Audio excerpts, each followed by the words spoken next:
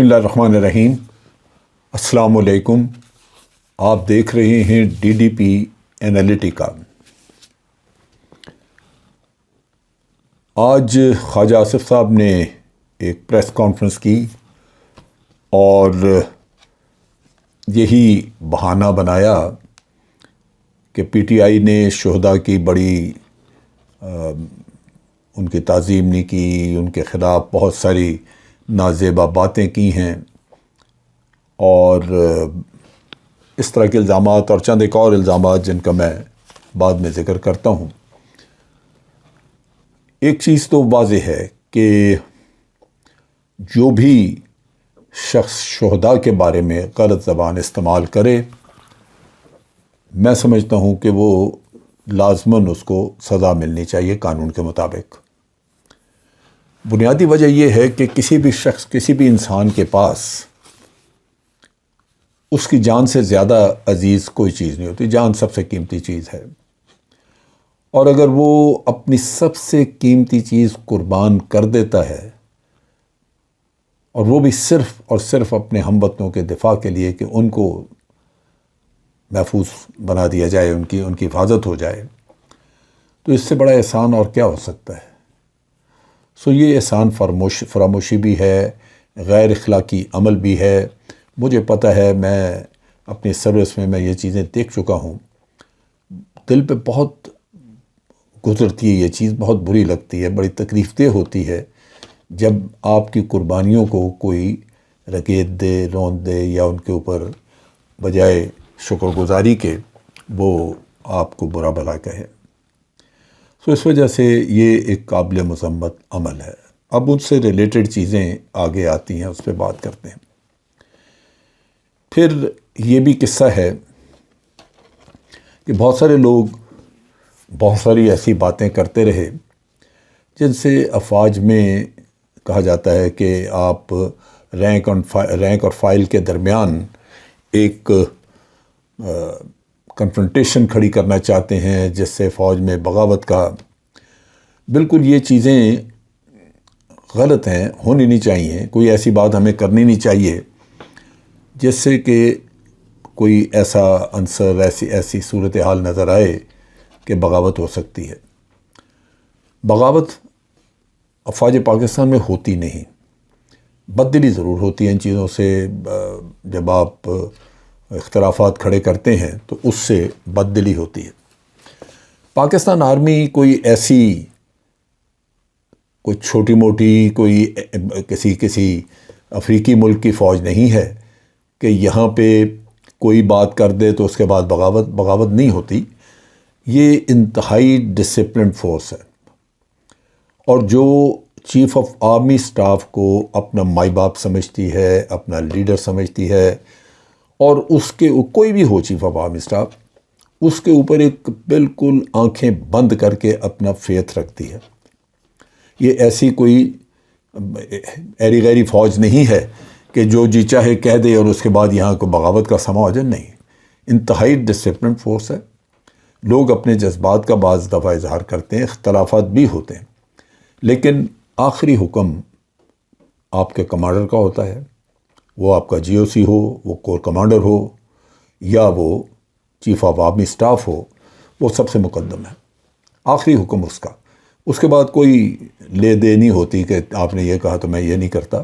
نہیں، یہ انتہائی ڈسپلن فورس، اور یہ میں سمجھتا ہوں کہ ہماری بہت بڑی خوش قسمتی ہے کہ افواج پاکستان ایک بڑی متحد فورس ہے۔ اس میں کوئی نہ فرقہ کا کوئی عنصر ہے، نہ صوبائیت کا، نہ زبان کا، کوئی ایسا عنصر نہیں ہے۔ اور یہ بڑا اللہ کا فضل ہے ہمارے اوپر، بڑی اس کی رحمت ہے کہ ہمیں اس طرح کی فوج ہمارے پاس ہے۔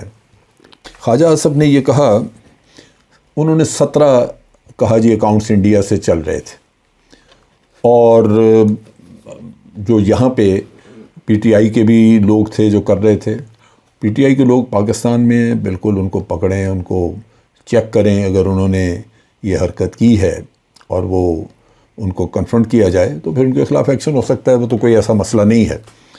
لیکن اس کو جوڑنا، اس سے کہ جی وہ 17 جو کوئی وہاں پہ تھے تو وہ پی ٹی آئی کا کوئی ان سے کوئی میچ تھا یا کوئی آپس میں ان کا ایکا تھا جو مل کے یہ کام کر رہے تھے. نہیں، یہ کیسے ہو سکتا ہے؟ انڈیا ایک دشمن ملک ہے، وہ کوئی موقع ہاتھ سے نہیں جانے دیتا. جب بھی ہمارے اندرونی اختلافات ہوتے ہیں وہ اس کو پکڑ لیتے ہیں. جب بھی آپ کوئی فالٹ لائن اپنی دکھائیں گے، جیسے صوبائیت کی ہے، اب اگر یہاں پہ بلوچستان میں یا فاٹا میں ٹی ٹی پی کو بھارت پیسے دیتا ہے یا بھارت بلوچ سیپریٹسٹ کو پیسے دیتا ہے، تو کیا اس کو جا کے پی ایم ایل این کہتی ہے کہ پیسے دو، یا پی ٹی آئی کہتی ہے، یا کوئی اور کہتا ہے؟ یہ تو ایسے نہیں ہے. بھارت ایک دشمن ملک ہے جو جب بھی آپ کے ہاں کوئی کہیں فالٹ لائن نظر آئے گی وہ اس کو ایکسپلائٹ کریں گے. اور آج فالٹ لائن یہی ہے کہ ایک حکومت عمران خان کی یا پی ٹی آئی کی گورنمنٹ، اس کو ایک سازش کے تحت ختم کیا گیا ہے، لہٰذا وہ پروٹیسٹ کر رہے ہیں یا وہ آج عوام کے ساتھ کھڑے ہیں. اور یہ کوئی کسی ایک شخص کا مسئلہ نہیں ہے. یہ جو میڈیا میں، سوشل میڈیا پہ جو کمنٹس وغیرہ آ رہے ہیں، یہ بے شمار کمنٹس یہ پاکستان سے چل رہے ہیں. اس کی بنیادی وجہ یہ ہے کہ سارے لوگ جو کمنٹس لکھتے ہیں یہ سیاست میں نہیں ہیں، نہ پی ٹی آئی کے ہیں نہ کسی اور کے. یہ بنیادی طور پہ پاکستانی ہیں جو آج کنسرن ہے، پریشان ہے کہ ہمارے ملک کے حالات ہو کیا گئے. لہذا وہ جو بھی جہاں ان کے ذہن میں کوئی خرابی آتی ہے کہ فلاں اس کا ذمہ دار، وہ اس کے خلاف شروع ہو جاتے ہیں. اور یہ ایک سلسلہ چلا ہوا ہے جو کہ بڑے دیر سے ہم بھی کہتے رہے، اور یہ بڑی دفعہ بات آئی کہ اس کو ڈسپلن کرنا چاہیے، اس کے لیے قوانین بنانے چاہیے، کیونکہ یہ تو بے لگام ہے کام. جس کے دل میں جو آتا ہے وہ کہہ دیتا ہے. اور الزامات، پی ایم ایل این نے میرے اوپر الزام لگایا کہ میں نے 15,000 ایکڑ زمین خریدی ہے، گورنمنٹ سے لی ہے 264 روپے ایکڑ کے حساب سے. آپ سوچئے، شرم کا مقام ہے. میں نے ایف آئی اے کو لکھی چٹھی، اور انہوں نے جب پکڑے بندے تو پی ایم ایل این کے وہ معافی مانگنا شروع ہو گئے. تو بات یہ ہے کہ یہ تماشا، یہ ڈرامہ ہمارے آرمی آفیسرز کے اوپر پی ایم ایل این نے، جب تک ان کے مراسم خراب تھے جی ایچ کیو کے ساتھ، انہوں نے بے شمار الزامات لگائے ہیں. کسی پہ یہ لگا دیا کہ یہ 2 ارب کھا گیا، کسی پہ 3، اور وہ ایک پرسیپشن بن جاتی ہے، لوگ آپ کے پیچھے لگ جاتے ہیں. اب میں یہ 15,000 ایکڑ کی بات کرتے، میں نے 1 انچ بھی زمین نہیں لی کبھی، مجھے ضرورت ہی نہیں ہے، میرا یہ کام ہی نہیں ہے. نہ ایگریکلچر سے میرا تعلق ہے، نہ میرے خاندان میں دور دور کسی کا تعلق ہے. تو یہ مشکل ہے کہ یہ جو سوشل میڈیا ہے یہ بے لگام ہے، اور بھارت اس کو استعمال کرتا ہے ہمارے خلاف. اس کی ایک بہت بڑی مثال یہ ہے کہ یورپین یونین نے، ڈس انفو لیب والوں نے بھارت کا وہ جو جھوٹ وہ لگاتے رہے، ڈس انفارمیشن کیمپین جو انہوں نے چاہے، 15 سال تک وہ چلتی رہی آرگنائز طریقے سے. ٹائمز ناؤ والے شامل تھے اس میں انڈین میڈیا کو باقاعدہ شامل کر کے استعمال کیا گیا. وہ پکڑا یورپین یونین نے. اب اس کا کیا ہم کہیں کہ وہ جو بھی اس وقت کی، کیونکہ یہ زیادہ تر وقت اس کا 15 سال جو چلا، اس میں سے 10 سال وہ ہیں جس میں پیپلز پارٹی اور پی ایم ایل این کی گورنمنٹ تھی. اب میں یہ کہوں کہ جناب وہ پی ایم ایل این سے ملے ہوئے تھے، تبھی یہ ڈس انفارمیشن چل رہی تھی پاکستان کے خلاف. پھر دشمن ہے، وہ کیوں نہیں استعمال کرے گا؟ اگر آپ کے ہاں کوئی غلط چیزیں ہو رہی ہیں تو وہ استعمال کرے گا. ہاں، جو ملے ہوئے تھے دشمن کے ساتھ، جو بھارت کی، ہمارے اندرونی لوگ جو بھارت کی مدد کر رہے تھے اور ان کو نیریٹو مہیا کر رہے تھے، وہ میں آپ کو بتاتا ہوں. جیسے انہوں نے آج خواجہ آصف یہ کہہ رہے تھے کہ پی ٹی آئی کا یہ مشترکہ پروجیکٹ تھا. اب مشترکہ پروجیکٹ میں بتاتا ہوں. جیو ٹیلی ویژن چلایا کرتا تھا امن کی آشا، بھارت کا پیسہ تھا اس میں. کیا کسی نے پوچھا آج جیو آنکھ کا تارا ہے؟ یا جیو نے جس وقت ہمارے D G I S I پہ الزام لگائے تھے اور سارا دن اس پہ چلتا رہا کہ جی یہ آئی ایس آئی قاتل ہے، اگر حامد میر کو کچھ ہو گیا تو D G I S I ذمہ دار ہے، یہ ہے وہ ہے. پھر اس کا کیا ہوا؟ کسی نے پکڑا؟ انہی لوگوں کی حکومتیں تھیں. آج یہ بڑھ بڑھ کے باتیں کر رہے ہیں کہ جناب یہ بھارت کے ساتھ ان کا پروجیکٹ ہے. میں بتاتا ہوں پروجیکٹ آپ نے کون کون سے چلائے جو بھارت کے ساتھ مل کے کیا آپ نے. مودی کے ساتھ جو خفیہ میٹنگ لاہور میں ہوئی جس میں میاں صاحب نے نہ اپنے سیکرٹری خارجہ کو بیٹھنے دیا اور نہ ہی نیشنل سیکورٹی ایڈوائزر کو. مودی کے ساتھ اس کا سیکرٹری خارجہ بھی تھا, نیشنل سیکورٹی ایڈوائزر بھی تھا. کیا باتیں میاں صاحب نے کی ہیں مشترکہ پروجیکٹ کے تحت ہمیں نہیں اس کا علم. کیا حکومت نے میاں صاحب سے پوچھا, کسی نے پوچھا کہ یہ کیا تھا؟ مشترکہ پروجیکٹ ایسے ہوتے ہیں. پھر مشترکہ پروجیکٹ یہ تھا جو سجن جندل کے ساتھ خفیہ میٹنگ ہوئی مری میں. سجن جندل کا ہمیں سب کو پتہ ہے کہ مودی گورنمنٹ کا بڑا قریب تھا. مودی کا وہ اپنے ملک کے لیے وفادار ہیں. وہ اپنے انہی دنوں کلبھوشن کا قصہ تھا اور سجن جندل آیا, میاں صاحب نے غالباً اس کو انڈرٹیکنگ دی ہے جو بھی. اس کے جانے کے بعد انٹرنیشنل کورٹ آف جسٹس میں یہ کیس چلا گیا. کیوں گیا؟ گورنمنٹ نے کو انڈرٹیکنگ دی ہوگی سجن جندل کو. وہ پرپوزل لے کے آیا کیونکہ اس نے تو اپنے ملک میں وعدہ کیا ہوا تھا اپنے لوگوں سے کہ وہ چھڑانے کے لیے, کلبھوشن کو چھڑانے کے لیے ہر کوشش کریں گے. جب انٹرنیشنل کورٹ آف جسٹس میں کیس کیا تو وہاں انڈین وکیل نے میاں صاحب کا وہ بیان کوٹ کیا جس میں انہوں نے میاں صاحب نے کہا کہ کیا ہمیں بامبے میں یہ لوگ بھیجنے چاہیے تھے جنہوں نے جا کے وہاں 162 لوگ مار دیے. میاں صاحب سے کوئی پوچھے کہ آپ کے پاس کیا شواہد ہیں, میاں صاحب نے یہاں پہ اس کے بارے میں انکوائری کرائی پٹھان کوٹ کے کیس کے بارے میں. اور جو انکوائری ہوئی وہ ISI اور IB کی جوائنٹ انکوائری تھی. IB ڈائریکٹلی میاں صاحب کے نیچے تھی.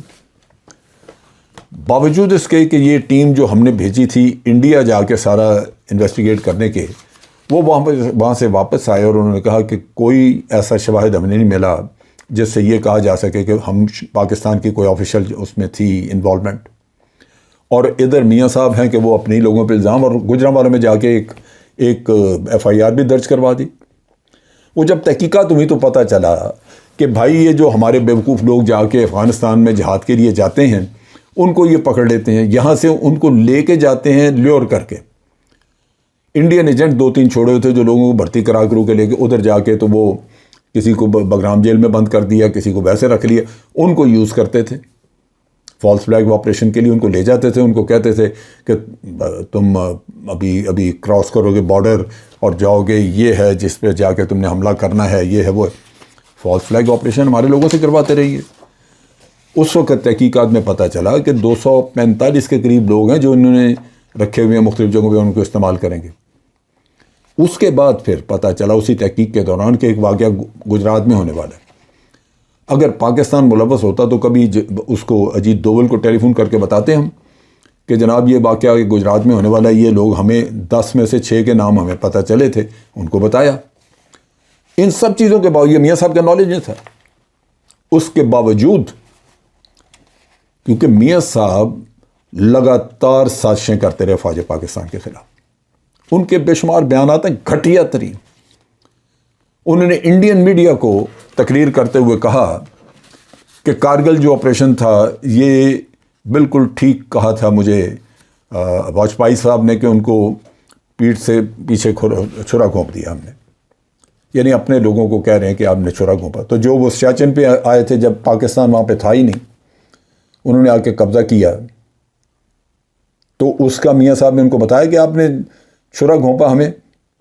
طے یہ ہوا تھا ان کے ساتھ, بھارت کے ساتھ, کہ اس جگہ پہ نہ پاکستان کی فوج ہوگی نہ بھارت کی ہوگی, اور یہ ایک لائن ہے جس کو ہم اپنی حد مانیں گے. لیکن وہ اپنی فوج لے کے آ کے قبضہ کر کے بیٹھ گئے. میاں صاحب نے اس پہ تو نہیں بات کی. پھر میاں صاحب نے 2 نیشن تھیوری کو ڈینائی کیا, ہماری ایگزسٹنس کو انہوں نے مار کے ٹکر مار کے ٹھوٹ مار کے پرے کیا, اور کہا جی یہ لکیر ایک ایسے لائن میں کھینچ دی گئی, آپ بھی وہی ہیں ہم بھی وہی ہیں, آپ بھی جس رب کو پوچھتے ہیں وہ بھگوان اور رب ایک ہی ہے. یہ کفر بھی تولا بولا کوئی. یہ مشترکہ پروجیکٹ ہوتے ہیں جہاں آپ اپنے وجود تک کو چیلنج کر لیتے ہیں دشمن کو خوش کرنے کے لیے. پھر آپ دیکھیے شہیدوں کے بارے میں. اب شہید، یہ ہمارا ہیلی کاپٹر کریش ہوا موسم کی خرابی کی وجہ سے. مجھے قطعاً کوئی شک نہیں، کیونکہ میرے سرکاری طور پہ مجھے بتایا گیا ہے کہ یہ موسم کی خرابی کی وجہ سے ہوا، اور میں اپنے لوگوں کی زبان پہ یقین کرتا ہوں. میں کیوں چیلنج کروں؟ لیکن بڑے بڑے خردماغ لوگ ہیں جنہوں نے چیلنج کیا، کسی نے کہا جی یہ ہو گیا، کسی نے کہا. اور شہیدوں کے بارے میں بعض نے فضول باتیں لکھی. شہید جو ہیں وہ، جیسے میں نے شروع میں کہا، ان کی عزت تکریم، ان کی سپریم سیکریفائس کو ریکگنائز کرنا یہ ہر پاکستانی کا فرض ہے. لیکن کیا شہیدوں کی جانوں میں بھی کوئی فرق ہوتا ہے کہ کسی شہید کی جان بڑی عزیز ہے، بہت عظیم، اور باقی دوسرے شہید کی جان جو ہے وہ اتنی عظیم نہیں تھی؟ دہشت گردی میں جو شہید مارے گئے، جو شہید ہوئے ہمارے نوجوان ینگ لڑکے، ہم ان کے ماں باپ کو جا کے جھنڈے پیش کرتے رہے، سیلوٹ کرتے رہے، ان کی ڈیڈ باڈیز کو بڑا سیریمونیلی ہم نے دفن کیا، کارگل کے شہداء کو بھی اور دوسروں کو بھی. اس وجہ سے کہ ہماری نظر میں یہ سارے شہید ہیں، اور سب کی جانیں جو قربان ہوئی اس ملک کے اوپر، وہ بالکل ساری اتنی ہی قیمتی، ان میں سے کسی میں کوئی فرق نہیں ہے. اب یہاں پہ مریم نواز اپنے جلسے میں نعرے لگواتی ہے، یہ جو دہشت گردی ہے اس کے پیچھے ورتی ہے. اس سے بڑی شہداء کی بے حرمتی ہو سکتی ہے؟ یہ جو مارا ماری ہے اس کے پیچھے وردی ہے، یہ جو غنڈہ گردی ہے اس کے پیچھے وردی ہے، یہ ہمارے شہداء کا احترام ہوا؟ خرابی یہاں پہ یہ ہے کہ ہم یک طرفہ ایکشن کر رہے ہیں. اگر آپ پی ٹی آئی کے لوگوں کو پکڑیں، اور ساتھ یہ پی ایم ایل این کے سارے جتنے بھی یہ چرکٹے پھر رہے ہیں جنہوں نے یہ اس طرح کی بکواسات کی ہیں، ان کو بھی پکڑیں، سزائیں دیں، تو بالکل میں ڈنکے کی چوٹ پہ ساتھ ہوں. مجھے اپنے شہداء بالکل اپنی جان کی طرح عزیز ہیں. میں کیسے یہ برداشت کر سکتا ہوں؟ لیکن میں مجبور ہوں. پی ٹی ایم نے یہی حرکت کی. محسن داور، منظور پشتین، وہ آج آنکھ کے تارے ہیں، حکومت کا حصہ ہے کسی میں ہمت کہ ان کو بھی سزا دے دے؟ اگر اکراس دا بورڈ سزا ہوتی، انصاف ہوتا اس ملک میں، تو میں تو کھڑا ہوں ساتھ، اس وجہ سے کہ میرا تو میری تو یہ ہاتھوں کے پلے لوگ تھے جو شہید ہوئے. میں کیسے برداشت کروں؟ میرے تو اپنے بچوں کی طرح تھے کئی. یہ لڑکا عمار جو یہاں شہید ہوا، میں نے اپنے ہاتھوں سے اس کا ایس ایس جی کا وہ بنگ لگایا تھا. یہ بات سمجھنے کی ہے کہ ہم جس راستے پہ چلے ہوئے ہیں، ہم کنفرنٹیشن کی طرف جا رہے ہیں. ہم وہ کام کر رہے ہیں جس میں کہ ہم خود ڈویژن پیدا کر رہے ہیں سوسائٹی میں. خواجہ آصف نے الزام دیا کہ جناب عمران خان اس بات کا مجرم ہے کہ وہ سوسائٹی میں ڈویژن پیدا کر رہے ہیں. وہ خدا کے بندے، ڈویژن تو تم پیدا کر رہے ہو، مجرم ہو اس ڈویژن پیدا کرنے کے، کیونکہ وہی جرم دوسرے نے کیا اس کو سزا نہیں دے رہے، کیونکہ وہ آپ کا چہیتا ہے. اور دوسری ڈویژن آپ پیدا کر رہے ہیں اس وجہ سے کہ آج پاکستان کی 90% آبادی عمران خان کے ساتھ کھڑی ہے. جو اس کو توڑنے کی کوشش کرے گا وہ ڈویژن پیدا کرے گا، کیونکہ پاکستان ڈومیننٹلی آج اس کے ساتھ ہے. تو ڈویژن تو آپ سراسر پیدا کر رہے ہیں. اس وقت اس ملک کا دکھ، پرابلم، مسئلہ، تکلیف وہ آپ ہیں، وہ پاکستان کی عوام نہیں ہے جو آج کھڑے عمران خان کے ساتھ. یہ مشکل آئی ہے جس کی وجہ سے میں اس معاملے میں اتنی تکلیف میں ہوں. مجھے رات کو میں سوچتا ہوں تو مجھے اتنا دکھ ہوتا ہے کہ نیند اٹھ جاتی ہے. وہ یہ کہ یہ فوج جس کو ضرورت ہے کہ اس کے پیچھے پاکستان کے عوام کھڑے ہوں، اور اس فوج کو اس عوام کو میں دیکھتا تھا کہ یونیفارم کے سے ان کی اتنی محبت، اتنا ان کا اس کے لیے احترام، لیکن وہ آج دل سے اترتا جا رہا ہے۔ یہ وہ چیز ہے جو ہمیں روکنی ہے ہر حالت میں۔ وہ اس سے نہیں رکے گی کہ ہم یک طرفہ کو سزائیں دیں گے، کسی کو عمران خان کو سیاست نکال دو، اس کو یہ کر دو، نہیں، اس سے نفرتیں بڑھیں گی۔ ہمارے ملک کو پولیٹیکل سٹیبلٹی کی ضرورت ہے، لیکن وہ اصول کی بنیادوں پہ آئے گی، وہ زور زبردستی سے نہیں آئے گی۔ عوام یہ چیزیں سمجھتے ہیں، وہ ہمیں کنفرنٹ کریں گے اس پہ۔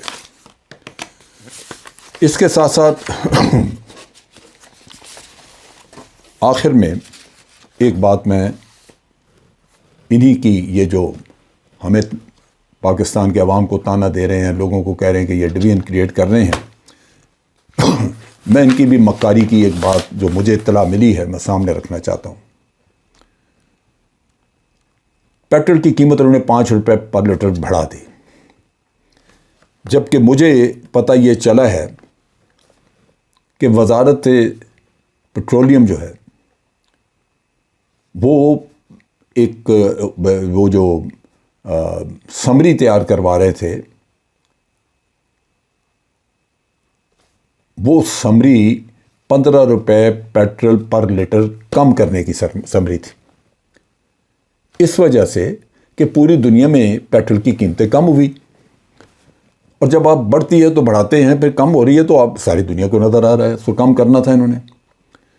لیکن حکومت نے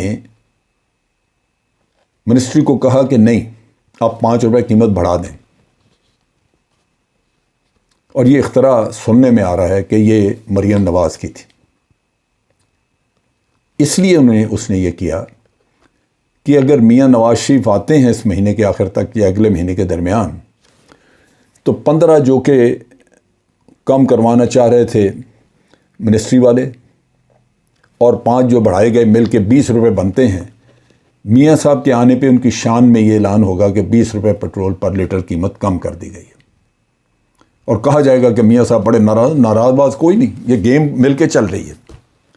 یہ کہا جا رہا ہے نا کہ آج پی ایم ایل این میں 2 کیمپ ہو گئے، ایک کہتا ہے جی قیمت بڑھا کے یہ ہو گیا وہ ہو گیا، نہیں، یہ چال بازیاں دنیا جانتی ہے۔ سو ہوگا یہ کہ میاں صاحب آئیں گے، کہیں گے جی دیکھیں میاں صاحب نے آتے ہی ایک چھکا مارا، انہوں نے کہا قیمتیں کم کرو، وہ 20 روپے کم ہو جائے گی۔ سو عوام ذہنی طور پہ ایسی چال بازیوں کے لیے تیار رہیں۔ بدقسمتی یہ ہے کہ اس وقت یہ حکومت جو کہ عوام کو تقسیم کرنے کی پوری طرح کوشش کر رہی ہے، بے انصافی سے، کہ کچھ کو سزا کچھ کو اسی جرم پہ نہیں، بلکہ اس سے کہیں زیادہ گھنونے میں درجنوں گن سکتا ہوں۔ میں نے ویڈیوز اس زمانے میں بنائی جنرل باجوہ کے دفاع میں، آپ میرا ویلاگ دیکھیں، اس میں آپ کو ملے گی ویڈیو جس میں یہ تھا، اس کا عنوان ہے میاں صاحب کے جو انہوں نے گجرانوالہ میں جلسے میں، باجوہ صاحب آپ جواب دہ ہیں، باجوہ صاحب آپ یہ، میں نے وہ ویڈیو کی تھی جس میں میں نے کہا تھا کہ میاں صاحب افواج پاکستان کے خلاف سازشیں آپ کریں اور جواب باجوہ صاحب دیں۔ کیوں؟ باجوہ صاحب نے کیا قصور کیا بھائی؟ تو یہ وہ چیزیں ہیں جو یہ ہمیشہ کرتے آئے ہیں، اور اب بھی سوسائٹی میں، پاکستان میں، عوام میں اپنے عملی اقدامات کی وجہ سے یہ ڈویژن کر رہے ہیں سوسائٹی میں، جو انتہائی خطرناک ہے۔ مجھے ڈر آتا ہے کہ کوئی کنفرنٹیشنل سچویشن بن گئی تو وہ نہ ہو کہ ملک میں انارکی پیدا ہو جائے، جو ہم قطعاً افورڈ نہیں کر سکتے۔ آج کے لیے اتنا ہی۔ افواج پاکستان زندہ باد، پاکستان پائندہ باد۔